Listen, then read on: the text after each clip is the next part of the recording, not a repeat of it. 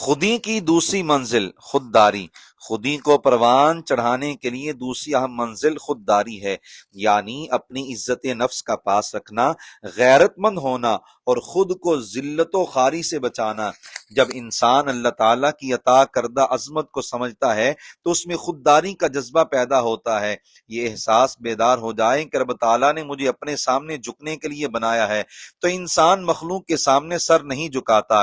عاجزی کرے تو صرف اس کے سامنے کرتا ہے جس کے سامنے عاجزی سے رب تعالیٰ خوش ہو۔ پھر وہ ہر ایسے کام سے خود کو بچاتا ہے جس کی وجہ سے عزت نفس مجروح ہو، غیرت کے خلاف ہو اور ذلت اٹھانی پڑے۔ رازدار رسول سیدنا حذیفہ بن یمان رضی اللہ تعالیٰ عنہ سے روایت ہے کہ جان عالم صلی اللہ علیہ وآلہ وسلم نے ارشاد فرمایا، لا ينبغی لمؤمن ان یذل نفسہ، یعنی مومن کو اس بات کی اجازت نہیں کہ وہ خود کو ذلت میں مبتلا کرے۔ انسان جب بغیر اشد ضرورت کے دوسروں سے کوئی چھوٹی بڑی چیز مانگتا ہے، شدید مجبوری کے بغیر دوسروں سے لالچ رکھتا ہے، تو نہ صرف اس کی خودی و خودداری آہستہ آہستہ مر جاتی ہے بلکہ وہ لوگوں کی نظر میں بھی بے وقعت ہو جاتا ہے۔ رسول اللہ صلی اللہ علیہ وآلہ وسلم نے دوسروں سے مانگنے اور ان سے لالچ رکھنے کو سخت ناپسند فرمایا ہے۔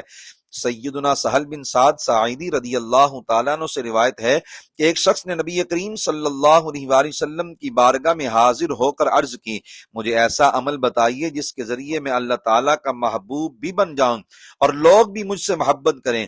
خاتم النبیین صلی اللہ علیہ وآلہ وسلم نے فرمایا، ازہد فی الدنیا یحبک اللہ وازہد فیما ایدی الناس یحبک الناس، دنیا سے بے رغبت ہو جاؤ، یعنی دنیا سے دل لگانے کے بجائے آخرت سنوارنے کی کوشش کرو تو اللہ تعالیٰ تجھے اپنا محبوب بنا لے گا، اور جو کچھ لوگوں کے پاس ہے اس کا لالچ نہ کرو تو لوگ تجھ سے محبت کرنے لگیں گے۔